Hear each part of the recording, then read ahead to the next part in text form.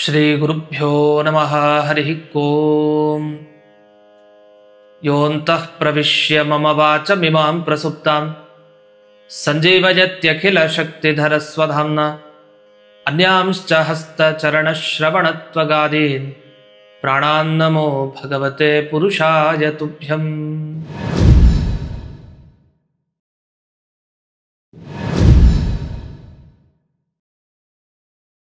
ಆಧ್ಯಾತ್ಮ ಚಿಂತನದ ಎಲ್ಲ ವೀಕ್ಷಕರಿಗೆ ಸ್ವಾಗತ. ನಾವು ವೈಭವದಿಂದ ವನಭೋಜನ, ಧಾತ್ರಿ ಹವನ ಎಲ್ಲ ಕಾರ್ಯಕ್ರಮಗಳನ್ನು ಮಾಡ್ತಾ ಇರ್ತೀವಿ. ಇದನ್ನು ಯಾವಾಗ ಮಾಡ್ತೀವಿ? ಚಾತುರ್ಮಾಸ್ಯ 4 ತಿಂಗಳು ಯಾವಾಗ ಮುಗಿಯತ್ತೋ ಅಂತ ಕಾಯ್ತಾ ಇರ್ತೀವಿ. ವ್ರತಾಚರಣೆ ಮಾಡ್ತೇವೆ, ಅಷ್ಟು ಸಾಕಾಗಿರುತ್ತೆ. ಮುಗಿದ ಕೂಡಲೇ ಧಾತ್ರಿ ಹವನ ಮಾಡಿದ್ರೆ ಪೂರ್ತಿ ಅನ್ನುವ ಮನೋಭಾವ ನಮಗೆ ಬರುತ್ತೆ. ಇದು ವಸ್ತುಸ್ಥಿತಿನೂ ಹೌದು. ಧಾತ್ರಿ ಹವನವನ್ನು ಹಾಗಾದರೆ ಚಾತುರ್ಮಾಸ್ಯ ಆದ ಕೂಡಲೇ ಯಾಕೆ ಮಾಡ್ತೀವಿ ಅಂದರೆ ಚಾತುರ್ಮಾಸ್ಯಕ್ಕೂ ಇದಕ್ಕೂ ಏನು ಸಂಬಂಧ? ಒಂದು ಅಷ್ಟೇ ಅಲ್ಲದೆ ಅದೇ ನಲ್ಲಿಕಾಯಿ ಗಿಡದ ಬಗ್ಗೆನೇ ಯಾಕೆ ಅಷ್ಟು ಮಹತ್ವ? ತುಳಸಿ ಹವನ ಅಂತಿದೆಯಾ, ಧಾತ್ರಿ ಹವನ ಅಂತ ಹೆಸರು ಕೊಡ್ತಾರೆ. ಧಾತ್ರಿ ಅಂದರೆ ನೆಲ್ಲಿಕಾಯಿ, ಅದು ಯಾವುದು? ಬೆಟ್ಟದ ನೆಲ್ಲಿಕಾಯಿ ಅಂತ. ಹಾಗಾದರೆ ಯಾಕೆ ಇದಕ್ಕೆ ಮಹತ್ವ? ಹೋಮ ಯಾಕೆ ಮಾಡೋದು? ಧಾತ್ರಿ ಸ್ತೋತ್ರ ಅಂತಿದೆ. ಹಾಗಾದರೆ ಯಾಕೆ ವಿಶೇಷವಾಗಿ ಧಾತ್ರಿ ಹವನ ಕಾಲದಲ್ಲಿ ಸ್ತೋತ್ರವನ್ನು ಮಾಡಬೇಕು? ಮತ್ತು ನೆಲ್ಲಿಕಾಯಿ ಗಿಡದ ಹತ್ರನೇ ಕೂತ್ಕೊಂಡು ಪ್ರವಚನ ಮಾಡಬೇಕಂತೆ. ಅಲ್ಲೇ ಕೂತ್ಕೊಂಡು ವನ ಭೋಜನ, ಕಾಡಿನಲ್ಲಿ ಭೋಜನ ಅಂತಿದೆ. ಹಾಗಾದರೆ ಕಾಡು ಅಂತಂದರೆ ಏನು? ಯಾಕೆ ನೆಲ್ಲಿಕಾಯಿ ಗಿಡದ ಹತ್ರನೇ ಭೋಜನ ಮಾಡಬೇಕು? ಮತ್ತು ನೆಲ್ಲಿಕಾಯಿ ಗಿಡಕ್ಕೆ ನೀರನ್ನು ಬಿಡಿಸ್ತಾರೆ, ಕೈಯಲ್ಲಿ ಉದ್ಧರಣೆ ನೀರನ್ನು ಹಾಕ್ತಾರೆ. ಅದನ್ನು ನಾವು ನೆಲ್ಲಿಕಾಯಿ ಬುಡಕ್ಕೆ ಪ್ರತಿಯೊಬ್ಬರೂ ಕೂಡ ಬಿಡಬೇಕು. ಯಾಕೆ ಇದನ್ನು ಬಿಡಬೇಕು? ಹೀಗೆ 10 ಹಲವು ವಿಷಯಗಳಿದೆ. ಅಷ್ಟೇ ಅಲ್ಲ, ಧಾತ್ರಿ ಪೂಜೆಯನ್ನು ಮಾಡಿದರೆ ಏನು ಫಲ ಅನ್ನೋದಕ್ಕೊಂದು ಸುಂದರವಾದ ಘಟನೆಯನ್ನು ಪುರಾಣ ಹೇಳುತ್ತೆ, ಒಳ್ಳೆ ಕಥೆ ಇದೆ. ಹೀಗೆ 10 ಹಲವು ವಿಷಯಗಳನ್ನೆಲ್ಲ ಈಗ ನೋಡ್ತಾ ಹೋಗೋಣ. ಮೊದಲಿಗೆ ಈ ಧಾತ್ರಿ ಹವನವನ್ನು ಮಾಡಿದರೆ ಏನು ಲಾಭ ಅನ್ನೋದನ್ನು ನೋಡೋಣ. ಈಗ ನೋಡಿ, ಚಾತುರ್ಮಾಸ್ಯ ಕಾಲದಲ್ಲಿ ಕೆಲವ್ರು ಏನು ಮಾಡಿರ್ತಾರೆ, 4 ತಿಂಗಳುಗಳ ಕಾಲ ವ್ರತ ಮಾಡ್ಲಿಕ್ಕೆ ಹೋಗಲ್ಲ. ಮಧ್ಯದ 2 ವ್ರತ ಮಾಡಿಬಿಡ್ತಾರೆ. ಮೊದಲನೇದು ಕೊನೆದು ಬಿಟ್ಬಿಡ್ತಾರೆ. ಯಾಕೆ? ತುಂಬ ಕಷ್ಟ. ಅದಕ್ಕೆ ಕ್ಷೀರ ವ್ರತ, ದಧಿ ವ್ರತ ಮಾಡ್ಬೋಣ ಅಂತ. ಕೆಲವ್ರು ಏನಂದರೆ ಎಲ್ಲ ವ್ರತವನ್ನ ಮಾಡಬೇಕು ಅಂತ ಸಂಕಲ್ಪ ಮಾಡಿ ಕ್ಷೀರ ವ್ರತದಲ್ಲಿ ಸೋತು ಬಿಡ್ತಾರೆ. ಯಾಕೆ? ಕಾಫಿ ಕುಡಿಬೇಕು ಅಂತ ಕುಡಿದು ಬಿಡ್ತಾರೆ. ಅಂದರೆ ಏನೋ ಒಂದು ರೀತಿ ಆ ವ್ರತ ಮಾಡಬೇಕಾದ್ರೆ ಎಡವಟ್ಟು ಮಾಡ್ಕೊಳ್ತಾರೆ, ಪೂರ್ತಿ ಮಾಡಲ್ಲ. ಇಲ್ಲಾಂದ್ರೆ ಏನಾಗತ್ತೆ, ಕೆಲವು ಸಲ ಯಾವ ಪದಾರ್ಥ ಯಾವ ವ್ರತದಲ್ಲಿ ತಿನ್ಬೇಕು ತಗೊಳ್ಬೇಕು ಗೊತ್ತಾಗಲ್ಲ, ಯಾವುದೋ ಪದಾರ್ಥನ ತಿನ್ಬಿಡೋದು. ಆಮೇಲೆ ಗೊತ್ತಾಗತ್ತೆ, ಯಾರೋ ಹೇಳಿದಾಗ ಅಯ್ಯೋ ಈ ಶಾಖ ವ್ರತದಲ್ಲಿ ಇದನ್ನೆಲ್ಲ ತಗೊಳ್ಬಾರ್ದಿತ್ತು, ನೀವು ತಗೊಂಡ್ಬಿಟ್ರೆ ಹೋಯ್ತು, ವ್ರತ ಎಲ್ಲ ಹಾಳಾಯ್ತು ಅಂತ ಹೀಗೆ ಅನ್ಬಿಡ್ತಾರೆ. ನಮಗೆ ಟೆನ್ಷನ್ ಶುರುವಾಗುತ್ತೆ. ಅಯ್ಯೋ ವ್ರತ ಎಲ್ಲ ಭಂಗ ಆಯಿತು, ಒಂದು ದಿವಸ ಎಡವಟ್ಟಾಯಿತು ಅಂದರೆ ಇದು ಫಲ ಸಿಗಲ್ಲ ಅಂತ ಇಡೀ ವ್ರತನೇ ಬಿಟ್ಬಿಡ್ತಾರೆ. ಹಾಗೆಲ್ಲ ಏನು ಮಾಡ್ಲಿಕ್ಕೆ ಹೋಗಬೇಡಿ. ಏನು ಮಾಡಿರ್ತೀರಲ್ಲ ಆ ವ್ರತದಲ್ಲಿ ಯಾವ ದೋಷಗಳೆಲ್ಲ ಆಗಿರುತ್ತೆ, ಲೋಪದೋಷಗಳು ಅಂತ ಏನು ಕರಿತೀವಿ, ಅದೆಲ್ಲ ಪೂರ್ತಿ ಪರಿಹಾರ ಆಗಿ ನಿಮಗೆ 4 ತಿಂಗಳುಗಳ ಕಾಲ ಮಾಡಿದ ಚಾತುರ್ಮಾಸ್ಯ ವ್ರತದ ಪರಿಪೂರ್ಣ ಫಲ ಸಿಗಬೇಕು ಅಂತಾದರೆ ಚಾತುರ್ಮಾಸ್ಯ ಮುಗಿದ ಕೂಡಲೇ ಧಾತ್ರಿ ಹವನದ ಆಚರಣೆಯನ್ನು ಮಾಡಲೇಬೇಕು, ವನಭೋಜನ ಮಾಡಲೇಬೇಕು. ಯಾವತ್ತು ಮಾಡಬೇಕು ಈ ವನಭೋಜನ? ತ್ರಯೋದಶಿ, ಚತುರ್ದಶಿ, ಪೂರ್ಣಿಮೆ ಯಾವತ್ತಾದರೂ ಕೂಡ ಈ ಧಾತ್ರಿ ಹವನ ಆಗಬಹುದು. ಇನ್ನು ಭಾನುವಾರ ಆಗಿರಬಾರ್ದು, ಮಂಗಳವಾರ ಮತ್ತು ಶುಕ್ರವಾರ, ಹಾಗೆ ಸಪ್ತಮಿ ತಿಥಿ, ಇಷ್ಟು ದಿವಸಗಳನ್ನು ಬಿಟ್ಟು ಯಾವ ದಿವಸನಾದರೂ ಧಾತ್ರಿ ಹವನದ ಆಚರಣೆ ಮುಂದೆ ಮಾಡ್ಬೋದು. ಅಂದರೆ ಕೃಷ್ಣ ಪಕ್ಷದಲ್ಲಿ ಮಾಡೋದಿದ್ರೆ ಪಂಚಮಿ ದಿವಸ ಮಾಡಬೇಕು. ಈ ಥರ ಆ ಸಂದರ್ಭದಲ್ಲಿ ಧಾತ್ರಿ ಹವನ, ಈಗೆಲ್ಲ ಪ್ರಸಿದ್ಧಿ ಇರುವಂತೆ ಪೂರ್ಣಿಮೆ ದಿವಸ ಧಾತ್ರಿ ಹವನ ಕಾರ್ಯಕ್ರಮವನ್ನು ಹಮ್ಮಿಕೊಳ್ತಾರೆ, ಅಥವಾ ಪಂಚಮಿ ದಿವಸ ಮುಂದೆ ಕೃಷ್ಣ ಪಕ್ಷ ಬಂದಾಗ. ಹಾಗಾಗಿ ಕೃಷ್ಣ ಪಕ್ಷ ಬಂದಾಗ ನೀವು ಪಂಚಮಿ ದಿವಸ ಧಾತ್ರಿ ಹವನ ಭೋಜನವನ್ನು ಮಾಡ್ಬೋದು. ಪಂಚಾಂಗದಲ್ಲೂ ಕೂಡ ಕೊಟ್ಟಿರ್ತಾರೆ, 2 ಬಾರಿ ಕೆಲವು ಪಂಚಾಂಗಗಳಲ್ಲಿ ನೀವು ಕಾಣ್ಬೋದು ಧಾತ್ರಿ ಹವನ ವನಭೋಜನ ಅಂತ ಇರುತ್ತೆ. ಅಂತೂ ತಪ್ಪದೆ ಎಲ್ಲಿ ವನಭೋಜನ ಆಗ್ತಾ ಇರುತ್ತೆ ಅಲ್ಲಿ ಹೋಗಿ ಪಾಲ್ಗೊಳ್ಳಿ. ಅವಶ್ಯವಾಗಿ ಅವತ್ತು ಆ ಧಾತ್ರಿಯ ಸೇವನೆ ಮಾಡಿ ಅನುಗ್ರಹಕ್ಕೆ ಪಾತ್ರರಾಗಿ. ಕೇವಲ ಒಂದು ಚಾತುರ್ಮಾಸ್ಯ ವ್ರತ ಪೂರ್ತಿ ಆಗ್ಲಿಕ್ಕೋಸ್ಕರ ಮಾತ್ರ ಈ ಧಾತ್ರಿ ಹವನ ಅದರ ಭೋಜನ ಅಂತಿಲ್ಲ. ಯಾಕೆ ಕೆಲವ್ರು ಹೇಳೋದುಂಟು, ನಾವೇನು ಚಾತುರ್ಮಾಸ್ಯ ವ್ರತ ಮಾಡಲಿಲ್ಲ, ನಮ್ಗೆ ಯಾಕೆ ಈ ಧಾತ್ರಿ ಹವನ, ಯಾಕೆ ಭೋಜನ ಅಂತ ಕೇಳಬೇಡಿ. ಯಾರೇ ಆಗಲಿ ಈ ಧಾತ್ರಿ ಹವನ ಭೋಜನ ಇದರಲ್ಲಿ 2ರಲ್ಲೂ ಪಾಲ್ಗೊಳ್ಳಲೇಬೇಕು. ಯಾಕೆ ಅಂದರೆ ಧಾತ್ರಿ ಹವನ ಭೋಜನವನ್ನು ಮಾಡಿದರೆ, ಅಂದರೆ ಹೋಮದಲ್ಲಿ ಪಾಲ್ಗೊಂಡು ವನಭೋಜನವನ್ನು ಮಾಡಿದರೆ ಆಗ ನಿಮ್ಗೆ ಏನೇನು ಫಲ ಸಿಗತ್ತೆ ಅನ್ನೋದಕ್ಕೆ ಪಟ್ಟಿನೇ ಇದೆ.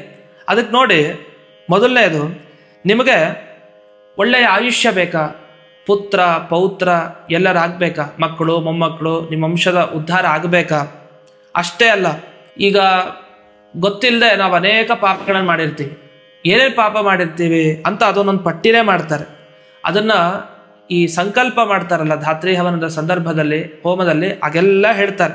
ಏನು ಹೇಳ್ತಾರೆ ಅಂದರೆ, ಈಗ ನಾವು ವರ್ಷವಿಡೀ ಮಾಡಿರ್ತೀವಲ್ಲ ಎಲ್ಲ ವ್ರತಗಳನ್ನು, ಅಲ್ಲಿ ಲೋಪದೋಷಗಳೇ ಜಾಸ್ತಿ ಇರುತ್ತೆ. ಈಗ ಏಕಾದಶಿ ಎಷ್ಟೋ ಏಕಾದಶಿ ಮಾಡಿರ್ತೀವಿ ಆಚರಣೆಯನ್ನು, ಆದರೆ ಏನೇನೋ ಕೆಲವು ಸಲ ಬಾಯಿಗೆ ಹಾಕೊಂಡ್ಬಿಟ್ಟಿರ್ತೀವಿ ಅಥವಾ ನೀರನ್ನು ಕುಡಿದ್ಬಿಟ್ಟಿರ್ತೀವಿ. ಇದು ಏನೋ ಒಂದು ತಪ್ಪು ನಡೆದಿರುತ್ತೆ. ಆಮೇಲೆ ಎಚ್ಚರ ಆಗುತ್ತೆ, ಅಯ್ಯೋ ಇವತ್ತು ಏಕಾದಶಿ ಅಂತ ಗೊತ್ತಾಗತ್ತೆ. ಅದೆಲ್ಲ ದೋಷ ವಸ್ತುತಃ. ಆ ಎಲ್ಲ ದೋಷ ಪರಿಹಾರ ಆಗಬೇಕು ಅಂದರೆ ಈ ಧಾತ್ರಿ ಹವನದ ಈ ವನಭೋಜನ ಮಾಡಬೇಕು ಒಂದು. ಮತ್ತೊಂದು, ನೀವು ಸಂಧ್ಯಾ ವಂದನೆ, ದೇವರ ಪೂಜೆ ಮತ್ತು ಯಜ್ಞ ಏನೇನು ಅನುಷ್ಠಾನ ಮಾಡಿರ್ತೀರಿ, ಇದೆಲ್ಲ ತಪ್ಪಾಗಿ ಮಾಡಿರ್ತೀರಿ. ಸರಿಯಾಗಿ ಹೊತ್ತಿನಲ್ಲಿ ಸಂಧ್ಯಾ ವಂದನೆ ಆಗಿರಲ್ಲ, ದೇವ್ರ ಪೂಜೆ ಆಗಿರಲ್ಲ. ಇದಕ್ಕೆಲ್ಲ ಫಲ ದೇವರು ಕೊಡ್ತಾನೆ. ಆದರೆ ಧಾತ್ರಿ ಹವನದ ವನಭೋಜನ ಮಾಡಿ. ಈ ಚಾತುರ್ಮಾಸ್ಯ ಕಾಲದಲ್ಲಿ ನಾವು ಹೊಸ ನೆಲ್ಲಿಕಾಯಿಯನ್ನು ಮತ್ತು ಈ ಹೊಸ ಹುಣಸೆ ಇದನ್ನೆಲ್ಲ ಬಳಸೋ ಹಾಗಿಲ್ಲ. ಹಳೇದೇನಿತ್ತು ಇದನ್ನ ಬಡಿಸಿರ್ತೀವಿ ಕೆಲವು ವ್ರತದಲ್ಲಿ. ಈ ಧಾತ್ರಿ ಹವನ ವನಭೋಜನ ಅಂತ ಬಂದಾಗ ಆಗ ಮಾತ್ರ ಹೊಸ ನೆಲ್ಲಿಕಾಯಿ ಹಾಗೆ ಹೊಸ ಹುಣಸೆ ಇದನ್ನೆಲ್ಲ ಬಳಸ್ತಾ ಹೋಗ್ಬೇಕು. ಅಲ್ಲಿವರೆಗೂ ಬಳಸೋ ಹಾಗಿಲ್ಲ.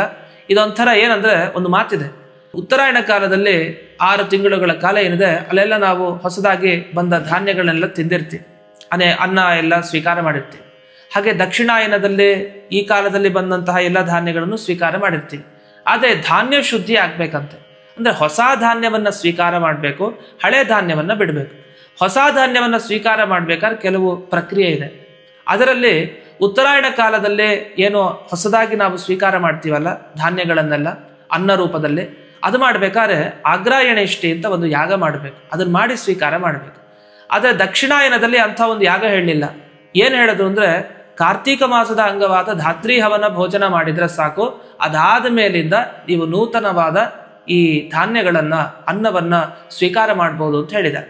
ಹಾಗಾಗಿ ಕಾರ್ತೀಕ ಮಾಸದ ಅಂಗವಾಗಿ ನಡೆಯುವಂಥ ಈ ಧಾತ್ರಿ ಹವನ ಏನಿದೆ ವಿಶಿಷ್ಟವಾದದ್ದು. ಅದರಲ್ಲಿ ನಾವು ಪಾಲ್ಗೊಂಡು ಹೊಸದಾಗಿ ನಂತರ ಧಾನ್ಯಗಳನ್ನು ಸ್ವೀಕಾರ ಮಾಡಬೇಕು ಅಂತ. ಇದಕ್ಕೆಲ್ಲದಕ್ಕಿಂತ ಮುಖ್ಯ ಇನ್ನೊಂದು ಮಾತು. ಈಗ ನೋಡಿ, ನಮ್ಗೆ ಆಗದೆ ಇರೋರು ಕೆಲವರು ಇರ್ತಾರೆ, ಕೆಟ್ಟವರು, ಶತ್ರುಗಳು, ದುಷ್ಟರು, ತಾಮಸ ಗುಣದವರು.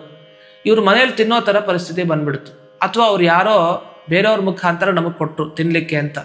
ಅದೇನು ತಂತ್ರ ಮಾಡಿಸಿದ್ರೋ ಏನೋ, ಇವ್ರ ಬುದ್ಧಿ ಎಲ್ಲ ಕಡಿಮೆ ಆಗೋಯ್ತು. ಬಂದವಾಗ ಏನೇನೋ ಹುಚ್ಚುಚ್ಚ ಥರ ಆಡ್ಲಿಕ್ಕೆ ಶುರು ಮಾಡ್ತಾರೆ. ಈ ಥರ ಅನೇಕ ದೋಷಗಳು ಕೆಟ್ಟವ್ರ ಮನೆ ಅನ್ನ ತಿಂದಾಗ ಆಗತ್ತೆ. ಯಾಕೆಂದರೆ ಜ್ಯೂಸ್ ರೂಪದಲ್ಲಿ ಈಗೆಲ್ಲ ಪ್ರಸಿದ್ಧ, ಹೊರಗಡೆ ಎಲ್ಲ ಜ್ಯೂಸ್ ತಗೊಳ್ತಾರೆ, ಯಾರೋ ಕೊಡ್ತಾರೆ, ಏನೋ ಆಯಿತು, ಅಲ್ಲಿ ಏನು ಬೆರೆಸಿದ್ರು, ಇವರು ತಲೆ ತಿರುಗೋರ್ ಥರ ಆಡ್ತಾ ಇರ್ತಾರೆ. ಇದೆಲ್ಲ ದೋಷ ಪರಿಹಾರ ಆಗಬೇಕು ಅಂತಂದರೆ ಆ ಕೆಟ್ಟ ಅನ್ನ, ಆ ಕೆಟ್ಟ ನೀರು ಇದನ್ನೆಲ್ಲ ತಗೊಂಡು ತುಂಬ ಕಷ್ಟ ಅನುಭವಿಸ್ಬೇಕಾಗಿ ಬರುತ್ತೆ. ಆದರೆ ಅದೆಲ್ಲದಕ್ಕೂ ಕೂಡ ಇತಿ ಹಾಡಬೇಕು ಅಂತಾದರೆ ನೀವು ಈ ಧಾತ್ರಿ ಹವನದ ಭೋಜನದಲ್ಲಿ ಪಾಲ್ಗೊಂಡು ನೆಲ್ಲಿಕಾಯಿಯ ಸೇವನೆಯನ್ನು ಮಾಡಬೇಕು ಅಂತ. ಇಷ್ಟು ಪ್ರಯೋಜನ ಇದಕ್ಕಿದೆ. ಅಷ್ಟೇ ಅಲ್ಲ, ಇದಕ್ಕೆ ಆಮಲಕಿ ಅಂತ ಕರೀತಾರೆ, ಆದಿರೋಹ ಅಂತ ಕರೀತಾರೆ. ಯಾಕೆ ಧಾತ್ರಿ ಹುಟ್ಟಿದ್ದು ಹೇಗೆ, ಆ ಕಥೆಯನ್ನು ಕೇಳಬೇಕಂತೆ. ಧಾತ್ರಿ ಹವನ ಆಗಬೇಕಾದ್ರೆ ಧಾತ್ರಿ ಹುಟ್ಟಿದ್ದು ಈ ಕಾರಣದಿಂದ, ಬ್ರಹ್ಮದೇವರು ಸೃಷ್ಟಿ ಮಾಡಬೇಕು ಅಂತ ಹೊರಟಿದ್ದಾರೆ. ಸೃಷ್ಟಿ ಮಾಡಬೇಕು ಅಂತಿದ್ದಾಗ ತಾವು ಹೇಗೆ ಸೃಷ್ಟಿಗೊಂಡ್ರು ಅಂತ ಯೋಚನೆ ಮಾಡ್ಲಿಕ್ಕೆ ಶುರು ಮಾಡಿದ್ರಂತೆ. ನಾನು ಹೆಂಗೆ ಬಂದೆ ಈ ಜಗತ್ತಿಗೆ ಅಂತ. ದಿಢೀರಂತ ದೇವರು ಪ್ರತ್ಯಕ್ಷ ಆಗ್ತಾನೆ. ದೇವರನ್ನು ನೋಡಿದ ಕೂಡಲೇ ಆನಂದ ಬಾಷ್ಪ ಬರುತ್ತೆ ಬ್ರಹ್ಮದೇವರಿಗೆ. ಓ, ನನ್ನ ತಂದೆ ಇವನು ಅಂತ ತುಂಬ ಸಂತೋಷ ಪಡ್ತಾರೆ. ಆಗ ಕಣ್ಣಿಂದ ನೀರು ಬಿತ್ತಲ್ಲ ಕೆಳಕ್ಕೆ. ಆಗಲೇ ಈ ನೆಲ್ಲಿಕಾಯಿಯ ಸೃಷ್ಟಿ ಆಯಿತು, ಧಾತ್ರಿ ಅಂತ ಪ್ರಸಿದ್ಧಿ ಬಂತು. ಹಾಗಾಗಿ ಆದಿರೋಹ ಅಂತ ಕರೀತಾರೆ, ಮೊದಲು ಬೆಳೆದಿದ್ದು ಅಂತ. ಬ್ರಹ್ಮದೇವರ ಸೃಷ್ಟಿಯಲ್ಲಿ ಇದು ನೀರಿನಿಂದ ಹುಟ್ಟಿದ್ದು ಅಂತ. ಅದರಿಂದ ಇಂಥ ಧಾತ್ರಿ ವಿಶಿಷ್ಟವಾದದ್ದು. ಅದಕ್ಕೆ ಇನ್ನೊಂದು ಹೆಸರು ಆಮಲಕಿ ಅಂತ ಆಗಲೇ ತಿಳಿಸಿದಂತೆ. ಯಾಕೆ ಇವಳಿಗೆ ಧಾತ್ರಿ ಅಂತ ಹೆಸರು ಅಂದರೆ, ಭೂಮಿ ಇವಳ ಅಂದರೆ ಬ್ರಹ್ಮದೇವರಿಂದ ಬಂದ ಆ ಆನಂದ ನೀರನ್ನ ಧರಿಸಿದ್ಲಲ್ಲ ಭೂಮಿ, ಹಾಗಾಗಿ ಧಾತ್ರಿ ಅಂತ ಇವಳಿಗೆ ಹೆಸರು ಬಂತು, ಅಂದರೆ ನೆಲ್ಲಿಕಾಯಿ ಗಿಡಕ್ಕೆ. ಈ ರೀತಿಯಲ್ಲಿ ಧಾತ್ರಿಯ ಉತ್ಪತ್ತಿ ಹೇಗೆ ಅನ್ನೋದನ್ನ ತಿಳ್ಕೊಳ್ತಾ ಒಂದು ಧಾತ್ರಿಯ ಮಹಿಮೆಗೂ ಕೂಡ ಹೋಗೋಣ. ಒಂದು ಕರವೀರ ಪಟ್ಟಣ ಅಂತಿತ್ತು. ಒಬ್ಬ ಬ್ರಾಹ್ಮಣ ಇದ್ದ. ಒಂದು ದಿವಸ ಬೆಳಗಿನ ಜಾವ ಪೂಜೆ ಮಾಡ್ಬೇಕು ದೇವಸ್ಥಾನದಲ್ಲಿ ಅಂತ ಈ ನೆಲ್ಲಿಕಾಯಿ ಗಿಡದ ಒಂದು ಭಾಗ ತುಳಸಿ ಎಲ್ಲ ಒಂದು ತಟ್ಟೆಯಲ್ಲಿ ಇಟ್ಕೊಂಡು ಹೋಗ್ತಾ ಇದ್ದ, ಪೂಜೆ ಮಾಡೋಣ ಅಂತ. ಈ ಕಾರ್ತೀಕ ಮಾಸದ ಸಂದರ್ಭದಲ್ಲೇ ಹೋಗ್ತಾನೆ. ಅಷ್ಟೊತ್ತಿಗೆ ಒಂದು ಪಿಶಾಚಿಯ ದರ್ಶನ ಅವನಿಗೆ. ಹೆದರಿಕೆ ಆಗ್ಬಿಡತ್ತೆ. ಏನು ಮಾಡ್ತಾನೆ ಅಂದರೆ ತನ್ನ ತಟ್ಟೆಯಲ್ಲಿ ಇತ್ತಲ್ಲ ಆ ನೆಲ್ಲಿಕಾಯಿ ಮತ್ತು ಆ ತೀರ್ಥದ್ದೆಲ್ಲ ರೆಡಿ ಮಾಡ್ಕೊಂಡಿದ್ನಲ್ಲ, ಮತ್ತು ಆ ತುಳಸಿ ಇತ್ತಲ್ಲ, ಎಲ್ಲ ಸೇರಿಸಿ ಅದ್ರ ಮೇಲೆ ಹಿಂಗೆ ಎಸ್ದು ಬಿಡ್ತಾನೆ. ಗೊತ್ತಾಲ ಹೆದರಿಕೆಯಲ್ಲಿ ಬಿಟ್ಬಿಡ್ತಾನೆ. ಅದಕ್ಕೆ ತಕ್ಷಣ ಮನಸ್ಸೆಲ್ಲ ಉದ್ವಿಗ್ನತೆ ಒಳಗಾಗಿದ್ದು ಕಡಿಮೆ ಆಗೋಯ್ತು. ಸಾವಧಾನ ಮನಸ್ಸಿನಿಂದ ಆ ಬ್ರಾಹ್ಮಣನ ಜೊತೆ ಮಾತಾಡಲಿಕ್ಕೆ ಶುರು ಮಾಡಿತು. ಬ್ರಾಹ್ಮಣ, ನೀ ನನಗೆ ಹಿಂದಿನ ಜನ್ಮದ ಸ್ಮರಣೆ ಎಲ್ಲ ತಂದುಕೊಟ್ಟಿ ಅಂತ. ಬ್ರಾಹ್ಮಣನಿಗೆ ಈ ಜನ್ಮತ್ತೆಲ್ಲ ಹೋಗ್ತಾ ಇದೆ ನೆನಪಿಗೆ. ಯಾಕೆ ಅಂತಂದರೆ ಹೆದರಿಕೆ, ಪಿಶಾಚಿ ಮುಂದೆ ನಿಂತಿದೆ, ಪಿಶಾಚಿ ಮಾತಾಡ್ತಾ ಇದೆ. ಕೊನೆಗೆ ಸರಿ ಏನು ಹೇಳು ಅಂತ ಕೇಳ್ತಾನೆ ಬ್ರಾಹ್ಮಣ ಸ್ವಲ್ಪ ಧೈರ್ಯದಿಂದ ನಿಂತ್ಕೊಂಡು. ಆಗ ಏನಿಲ್ಲ, ಹಿಂದಿನ ಜನ್ಮದಲ್ಲಿ ನನ್ನ ಹೆಸರು ಕಲಹ ಅಂತ ಅವಳು ಪರಿಚಯ ಮಾಡ್ಕೊಳ್ತಾಳೆ. ಏನಿಲ್ಲ, ನನ್ನ ಗಂಡನಿಗೆ ತುಂಬ ತೊಂದರೆ ಕೊಟ್ಬಿಟ್ಟೆ ನಾನು. ಅವನಿಗೇನಂದರೆ ನಾನು ಮೊದಲೆಲ್ಲ ತಿಂದು ಹಾಕಿದ ಮೇಲೆ ಉಳಿದಿದ್ದನ್ನು ಅವನಿಗೆ ಹಾಕ್ತಾ ಇದ್ದೆ. ಹೀಗೆ ನನ್ನ ಗಂಡನಿಗೆ ಏನೇನು ಹಿಂಸೆ ಕೊಡ್ಬೋದು ಅದೆಲ್ಲ ಹಿಂಸೆ ಕೊಟ್ಟಿದ್ದೆ. ಸರಿ, ಮುಂದಕ್ಕೇನು? ಏನಿಲ್ಲ, ಕೊನೆಗೆ ನನ್ನ ಗಂಡ ಇನ್ನೊಂದು ಮದುವೆ ಮಾಡ್ಕೊಳ್ಬೇಕು ಅಂತ ತೀರ್ಮಾನ ಮಾಡ್ಕೊಂಡ. ಯಾಕೆಂದ್ರೆ ಇವಳು ಸಹವಾಸ ಸಾಕು ಅಂತ. ಆವಾಗ ನನಗೆ ತಡಿಲಿಕ್ಕಾಗದೆ ನಾನು ಆತ್ಮಹತ್ಯೆ ಮಾಡ್ಕೊಂಡ್ಬಿಟ್ಟೆ. ಆತ್ಮಹತ್ಯೆ ಮಾಡ್ಕೊಂಡಿದ್ರ ಪ್ರಭಾವ ಸೀದಾ ಯಮದೂತರು ನನ್ನ ಕರ್ಕೊಂಡು ಹೋದ್ರು ಯಮಲೋಕಕ್ಕೆ. ಅಲ್ಲಿ ಹೋಗಿ ಯಮದೇವ್ರ ಮುಂದೆ ನಿಂತೆ ಚಿತ್ರಗುಪ್ತರು ಹೇಳಿದ್ರು, ಇವಳು ಇಂಥ ತಪ್ಪು ಮಾಡಿದಾಳೆ, ಗಂಡನಿಗೆ ದ್ರೋಹ ಮಾಡಿದಾಳೆ, ಅದು ಇದು ಎಲ್ಲ ಪಟ್ಟಿ ಓದಿದ್ರು. ಓದಿದ ಕೂಡ ನನಗೂ ಗಡಗಡ ನಡುಗ್ತಾ ಇದ್ದೆ. ಕೊನೆಗೇನಾಯಿತು, ನಿನಗೆ ಪಿಶಾಚಿ ಜನ್ಮ ಬರಲಿ ಅಂತ ಶಾಪ ಕೊಟ್ಟರು. ಆ ಶಾಪದ ಪ್ರಭಾವ ನಾನು ಈ ಪಿಶಾಚಿಯಾಗಿ ಅಲದಾಡ್ತಾ ಇದ್ದೆ. ಕೊನೆಗೆ ಒಬ್ಬ ವೈಶ್ಯನ ದೇಹದ ಒಳಗಡೆ ಸೇರ್ಕೊಳ್ಬೇಕು ಅಂತ ನಾನು ಹೋರಾಟ ಮಾಡ್ತಾ ಇದ್ದೆ. ಅವನು ಅಂಥ ಅನುಷ್ಠಾನ ಮಾಡೋನಲ್ಲ, ಅವನು ಕೃಷ್ಣಾ ನದಿ ಹತ್ರ ಹೋಗ್ತಾ ಇದ್ದ. ನಾನು ಅವನ ದೇಹದ ಒಳಗಡೆ ಏನಾರು ಮಾಡಿ ಸೇರ್ಕೊಂಡ್ಬಿಡ್ಬೇಕು ಅಂತ ಬಂದೆ. ಅಷ್ಟೊತ್ತಿಗೆ ಏನಾಗೋಯ್ತು, ಕೃಷ್ಣಾ ನದಿ ನೀರನ್ನು ಮುಟ್ಬಿಟ್ಟ. ಸ್ಪರ್ಶ ಮಾಡಿದ ಕೂಡ ನನಗೆ ಅವನ ದೇಹದ ಒಳಗಡೆ ಹೋಗ್ಲಿಕ್ಕೆ ಆಗಲಿಲ್ಲ. ದುಃಖಪಟ್ಟೆ. ಯಾಕೆಂದರೆ ನನಗೆ ತಿನ್ನಬೇಕು ಅಂದರೆ ಯಾರ್ಯಾರ ದೇಹದ ಒಳಗಡೆ ಹೋಗಿ ಸೇರ್ಕೊಳ್ಬೇಕು, ಯಾರ ದೇಹನೂ ಸಿಗ್ತಾ ಇಲ್ಲ. ಈ ಕಡೆ ಬಾಯಾರಿಕೆ, ಹಸಿವು, ನಂಗೆ ಸಾಕಾಗೋಗ್ಬಿಟ್ಟಿದೆ. ಅಷ್ಟೊತ್ತಿಗೆ ನೀನು ಬಂದೆ, ಅದರಿಂದ ನಿನ್ನ ಹತ್ರ ಕಿತ್ಕೊಂಡ್ಬಿಡೋಣ, ನನಗೆ ಆ ಬಾಯಾರಿಕೆ ಹಸಿವು ತಡಿಲಿಕ್ಕೆ ಆಗ್ತಾ ಇಲ್ಲ ಅಂತ ಬಂದೆ. ನೀನು ನೋಡಿದ್ರೆ ನನ್ನ ಜನ್ಮನೇ ಉದ್ಧಾರ ಮಾಡಿದೆ, ಯಾಕಂದ್ರೆ ನನ್ನ ಹಿಂದಿನ ಜನ್ಮದ ಸ್ಮರಣೆ ಎಲ್ಲ ತಂದು ಕೊಟ್ಟಿ ಅಂತ. ಸರಿ, ಆದರೆ ಈ ಪಿಶಾಚಿ ಜನ್ಮ ಹೋಗೋದು ಹೇಗೆ? ಈಗ ಅದು ದೊಡ್ಡ ಸಮಸ್ಯೆ. ಆಗ ಆ ಪಿಶಾಚಿನೇ ಪ್ರಾರ್ಥನೆಯನ್ನ ಮಾಡುತ್ತೆ. ಏನಿಲ್ಲ, ನನಗೇನಾರು ಒಂದು ಉಪಾಯ ಇದ್ದ ನೀನು ದಯವಿಟ್ಟು ಹೇಳು ಅಂತ. ಅಷ್ಟೇ ತಾನೇ, ಏನು ಯೋಚನೆ ಮಾಡಬೇಡ. ನಾನಿವಾಗೇ ನಲ್ಲಿಕಾಯಿ ಗಿಡ ನಿನ್ನ ಮೇಲೆ ಹಾಕಿದೆ, ಧಾತ್ರಿಯನ್ನ, ತುಳಸಿಯನ್ನು ಹಾಕಿದೆ, ಒಂದು ನಿಮಿಷ ಈ ನೀರಿನ ಪ್ರೋಕ್ಷಣೆ ನಿನಗೆ ಮಾಡ್ತೀನಿ ಅಂತ ಕೈಯಲ್ಲಿ ನೀರನ್ನು ಹಾಕ್ಕೊಂಡು ತಾನು ವಾಸುದೇವ ದ್ವಾದಶಾಕ್ಷರ ಮಂತ್ರ ಜಪ ಮಾಡ್ದ. ಓಂ ನಮೋ ಭಗವತೆ ವಾಸುದೇವಾಯ. ಇದನ್ನು 12 ಬಾರಿ ಜಪ ಮಾಡಿ 12 ಸಲ ನಂತರ ಆ ನೀರನ್ನು ಆ ಪಿಶಾಚಿಯ ಮೇಲೆ ಹಾಕಿದ. ದಿವ್ಯ ದೇಹನೇ ಬಂತು. ಆಮೇಲೆ ನೋಡಿದ ವಿಮಾನದ ಮೇಲೆ ಪ್ರಯಾಣ. ಬ್ರಾಹ್ಮಣ ಅನ್ಕೊಂಡ, ನನ್ನ ಜಪದ ಈ ನೀರಿಗೆ ಇಷ್ಟು ಶಕ್ತಿ ಉಂಟಾ, ದೇವರು ಎಂಥ ಅನುಗ್ರಹ ಮಾಡ್ದ. ಸರಿ, ಮೇಲಕ್ಕೆ ಹೋಗ್ಬೇಕಾದ್ರೆ ಅವಳೊಂದು ಕೆಲಸ ಮಾಡ್ತಾಳೆ. ದಿವ್ಯವಾದ ದೇಹ ಬಂತಲ್ಲ, ಈ ದಿನ ಕೃತಜ್ಞತೆಗೆ ನಾನೇನು ಮಾಡ್ಲಿಕ್ಕೆ ಸಾಧ್ಯ ಇಲ್ಲ ಬ್ರಾಹ್ಮಣ, ನಿನಗೊಂದು 3 ನಮಸ್ಕಾರ ಹಾಕ್ತೀನಿ ಅಂತ ಪ್ರದಕ್ಷಿಣೆ ನಮಸ್ಕಾರ ಹಾಕಿದ್ಲಂತೆ. ಇವನಿಗೆ ಹೆದರಿಕೆನೂ ಇತ್ತು. ಈಗ ಹೆದರಿಕೆ ಹೋಯ್ತು. ಯಾಕೆ? ಪಿಶಾಚಿ ಅವಳು, ಪಿಶಾಚಿಯಾಗಿ ನೋಡಿದ್ದ ಮುಂಚೆ. ಆದರೆ ಈಗ ದಿವ್ಯ ದೇಹ ಬಂದಿದೆ. ಆ ದೇಹ ನೋಡಿದ್ಮೇಲೆ ಸ್ವಲ್ಪ ಧೈರ್ಯ ಬಂದಿತ್ತು ಇವನಿಗೆ. ನಮಸ್ಕಾರ ಮಾಡಿದ್ಲು, ವಾಪಸ್ಸು ಮುಂದಕ್ಕೆ ಹೊರಡೋ ಮುಂಚೆ ವಿಷ್ಣು ದೂತರು ಮಾತಾಡ್ಲಿಕ್ಕೆ ಶುರು ಮಾಡ್ತಾರೆ. ಬ್ರಾಹ್ಮಣ, ನೀನು ಧನ್ಯ, ಯಾಕೆಂದ್ರೆ ಇವಳು ಮುಕ್ತಿ ಕೊಡಿಸಿದೆ. ಯಾಕೆ ಈ ಥರ ಆಯಿತು ಅಂದರೆ, ನೀನು ಕಾರ್ತೀಕ ಮಾಸದ ಪರಿಪೂರ್ಣ ಆ ದೀಪವನ್ನು ಹಚ್ಚಿದ್ರಿಂದ ಏನೇನು ಅನುಷ್ಠಾನ ಚಾತುರ್ಮಾಸ್ಯ ಮಾಡಿದ್ದಿ ಎಲ್ಲ ಸೇರಿದ ಪುಣ್ಯದಿಂದ ಇವಳು ಬದುಕೊಂಡ್ಲು. ಇಲ್ಲಾಂದ್ರೆ ನಿನ್ನ ನೀರಿನ ಶಕ್ತಿಗೆ ಇವಳಿಗೆ ಹೇಗೆ ಜನ್ಮದಿಂದ ಮುಕ್ತಿ ಸಿಗ್ತಾ ಇತ್ತು. ಆದರೆ ನೀನು ಯೋಚನೆ ಮಾಡಬೇಡ, ನೀನು ಪುಣ್ಯ ಎಲ್ಲ ಕಡಿಮೆ ಮಾಡ್ಕೊಂಡಿ ಅಂತ.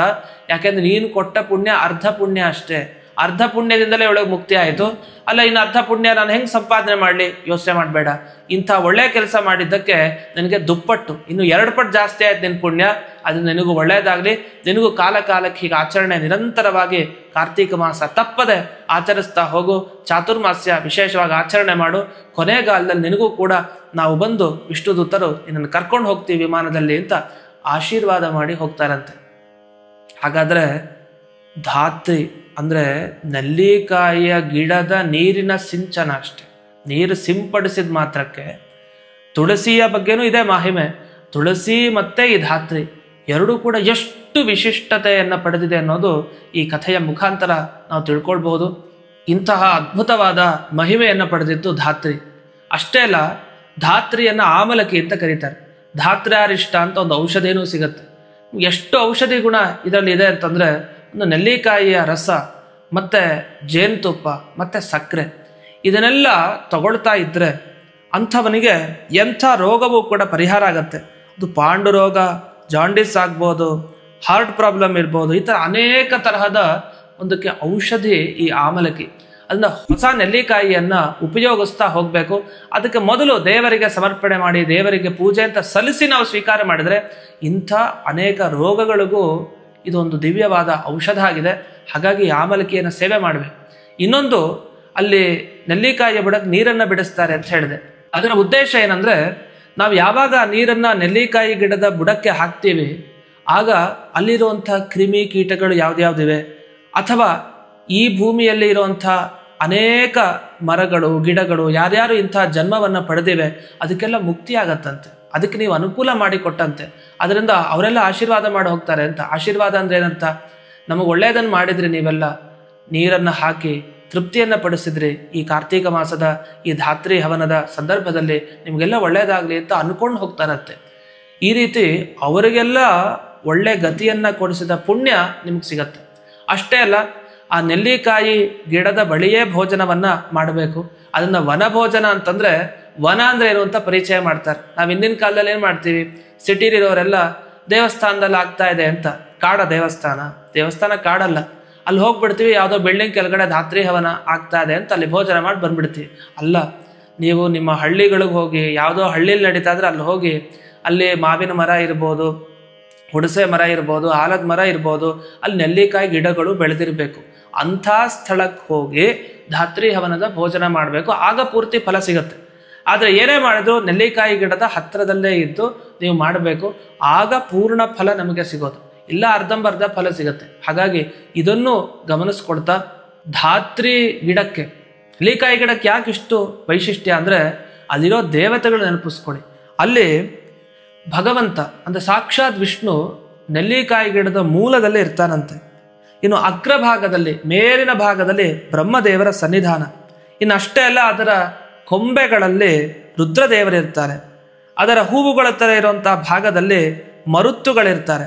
ನೆಲ್ಲಿಕಾಯಿಯಲ್ಲಿ ಪ್ರಜಾಪತಿ ದೇವತೆಗಳೆಲ್ಲ ಇರ್ತಾರೆ.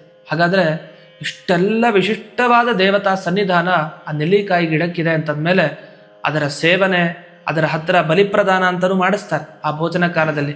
ಅಂದರೆ ಪಾಯಸ, ನೈವೇದ್ಯ ಮತ್ತು ಹೋಳಿಗೆ ಇತ್ಯಾದಿಗಳನ್ನು ಎಲ್ಲ ದಿಕ್ಪಾಲಕರಿಗೆ ಅಲ್ಲಲ್ಲಿ ಚೂರು ಭಾಗ ಇಟ್ಟಿರ್ತಾರೆ.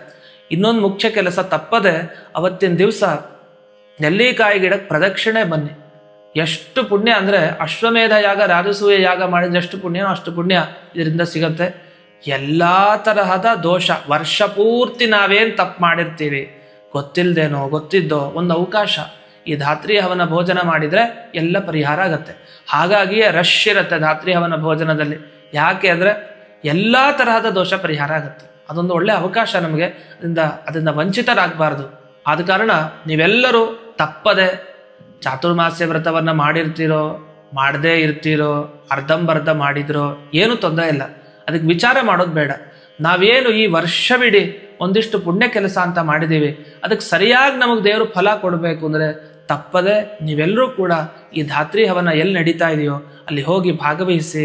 ಹಾಗೆ ಭೋಜನ ಏನಿದೆ ವನಭೋಜನ ಅಂತ, ಅಲ್ಲಿ ಹೋಗಿ ಆ ಭೋಜನವನ್ನು ಮಾಡಿ ಯಾರು ಸತ್ಪಾತ್ರ ಇರ್ತಾರೆ ಅವರಿಗೆ ದಾನ, ದಕ್ಷಿಣೆ ಇತ್ಯಾದಿಗಳನ್ನೆಲ್ಲವನ್ನು ನೀಡಿ ಪರಿಪೂರ್ಣ ಅನುಗ್ರಹಕ್ಕೆ ಪಾತ್ರರಾಗಿ ಧಾತ್ರಿಯ ಒಳಗಡೆ ಇರೋ ಲಕ್ಷ್ಮೀದೇವಿ, ಹಾಗೆ ದಾಮೋದರ ರೂಪಿ ಪರಮಾತ್ಮ ಲಕ್ಷ್ಮೀ ನರಸಿಂಹದೇವರು ಎಲ್ಲರೂ ವಿಶೇಷವಾಗಿ ಅನುಗ್ರಹ ಮಾಡ್ತಾರೆ ಅಂತ ತಿಳಿಸ್ತಾ, ಮತ್ತೊಂದು ಮುಖ್ಯ ವಿಷಯ, ಧಾತ್ರಿ ಹವನ ಮಾಡ್ತೀವಿ, ವನಭೋಜನನೂ ಮಾಡಿದ್ವಿ, ಆದರೆ ಧಾತ್ರಿ ಮನೇಲಿ ಬೆಳೆಸಿದ್ವಾ ಎಲ್ಲರೂ ಕಿತ್ಕೊಂಡ್ಬಂದ್ವಾ ಟೊಂಗೆಯನ್ನು. ಈಗ ನೆಲ್ಲಿಕಾಯಿ ಮರ ಇರುತ್ತೆ, ಆ ಮರ ಇದ್ದಾಗ ಹೋಗಿ ಟೊಂಗೆಯನ್ನು ಕಿತ್ಕೊಂಡು ಬಂದು ಎಲ್ಲೋ ಒಂದು ಕಡೆ ಪ್ರತಿಷ್ಠಾಪನೆ ಮಾಡಿ ಧಾತ್ರಿ ಹವನ ಮಾಡಿಬಿಡೋದು ಇದು ಉಚಿತ ಅಲ್ಲ ವಸ್ತುತಃ. ಎಲ್ಲಿ ನೆಲ್ಲಿಕಾಯಿ ಮರ ಇರುತ್ತೆ ಅಥವಾ ನೆಲ್ಲಿಕಾಯಿ ಗಿಡ ಅಂದರೆ ಆಗ್ತಾನೆ ನೆಟ್ಟಿರ್ತೀವಿ, ಪೂರ್ಣ ಬೆಳೆದಿಲ್ಲ, ಆಗ್ತಾನೆ ಸ್ವಲ್ಪ ಬೆಳೆದಿರತ್ತೆ. ಆದರೆ ನೆಟ್ಟಿರೋಂಥ ಸ್ಥಳದಲ್ಲಾದರೂ ಹೋಗಿ ಧಾತ್ರಿ ಹವನ ಮಾಡಿ ವನಭೋಜನವನ್ನು ಮಾಡೋದು ಉತ್ತಮ. ಆದರೆ ಕಿತ್ಕೊಂಡು ಬಂದು ಪ್ರತಿಷ್ಠಾಪನೆ ಮಾಡಿ ಮಾಡೋದು ಅಷ್ಟು ಉತ್ತಮ ಪಕ್ಷ ಅಲ್ಲ. ಹಾಗಾಗಿ ಅದನ್ನು ಮಾಡದೆ ಎಲ್ಲಿ ನೆಲ್ಲಿಕಾಯಿ ಗಿಡಗಳು ಬೆಳೆದಿರುತ್ತೆ ಅಂಥ ಕಡೆ ಹೋಗಿ ವನಭೋಜನ ಮಾಡಿದರೆ ಇದು ಬಹಳ ವಿಶೇಷ ಅಂತ ತಿಳಿಸ್ತಾ, ನೀವೆಲ್ಲರೂ ಕೂಡ ತಪ್ಪದೆ, ಎಲ್ಲ ಆಧ್ಯಾತ್ಮ ಚಿತ್ರದ ವೀಕ್ಷಕರು ನೀವೆಲ್ಲ ಈ ಮಾಹಿತಿಗಳನ್ನು ತಿಳ್ಕೊಳ್ತಾ ಆ ಧಾತ್ರಿಯ ಪರಿಸರಕ್ಕೆ ಹೋಗಿ ಎಲ್ಲಿ ಯಾರ್ಯಾರು ಧಾತ್ರಿ ಹವನದ ಭೋಜನದ ವ್ಯವಸ್ಥೆ, ಧಾತ್ರಿ ಹವನದ ವ್ಯವಸ್ಥೆಯನ್ನು ಮಾಡಿರ್ತಾರೆ, ನೀವು ಅಲ್ಲಿ ಕಾಣಿಕೆಯನ್ನು ಸಲ್ಲಿಸಿ ನಿಮ್ಮವ್ರನ್ನೆಲ್ಲ ಕರ್ಕೊಂಡು ಹೋಗಿ. ಯಾಕೆಂದರೆ ಚಿಕ್ಕ ಮಕ್ಕಳು ಏನು ತಪ್ಪು ಮಾಡಿರಲ್ಲ, ಅವುಗಳ ದೋಷ ಪರಿಹಾರ ಆಗಬೇಕಾಗಿಲ್ಲ, ಹಾಗೇನಿಲ್ಲ. ಅವರು ತಪ್ಪು ಮಾಡಿರ್ತಾರೆ, ಅಷ್ಟೇ ಅಲ್ಲದೆ ಅವ್ರಿಗೂ ಒಳ್ಳೇದಾಗಬೇಕಲ್ಲ, ಎಲ್ಲ ಥರ ಔಷಧೀಯ ಗುಣಗಳಿರುತ್ತೆ. ಅದರಿಂದ ಅವತ್ತಿನ ದಿವಸ ಮಾಡೋ ಭೋಜನಕ್ಕೆ ತುಂಬ ಆರೋಗ್ಯವನ್ನು ನೀಡುವಂಥ ಶಕ್ತಿ ಇರುತ್ತೆ. ಹಾಗಾಗಿ ಎಲ್ಲರೂ ಅಂಥ ಕಾರ್ಯಕ್ರಮದಲ್ಲಿ ಭಾಗವಹಿಸಿ ಆ ಧಾತ್ರಿಯ ಅನುಗ್ರಹವನ್ನು, ದಾಮೋದರನ ಅನುಗ್ರಹವನ್ನು ವಿಶೇಷವಾಗಿ ಪಡೆದುಕೊಳ್ಳಿ ಅಂತ ತಿಳಿಸ್ತಾ ಈ ಸಂಚಿಕೆಯನ್ನು ಅಸ್ಮದ್ ಗುರುವಂತರ್ಗತ ವ್ಯಾಸತೀರ್ಥ ಗುರುವಂತರ್ಗತ ಭಾರತೀ ರಮಣ ಮುಖ್ಯ ಪ್ರಾಣಾಂತರ್ಗತ ಶ್ರೀಮನ್ಮೂಲ ಗೋಪಾಲಕೃಷ್ಣನಿಗೆ ಅರ್ಪಣೆ ಮಾಡ್ತೇನೆ. ಶ್ರೀ ಕೃಷ್ಣಾರ್ಪಣಮಸ್ತು.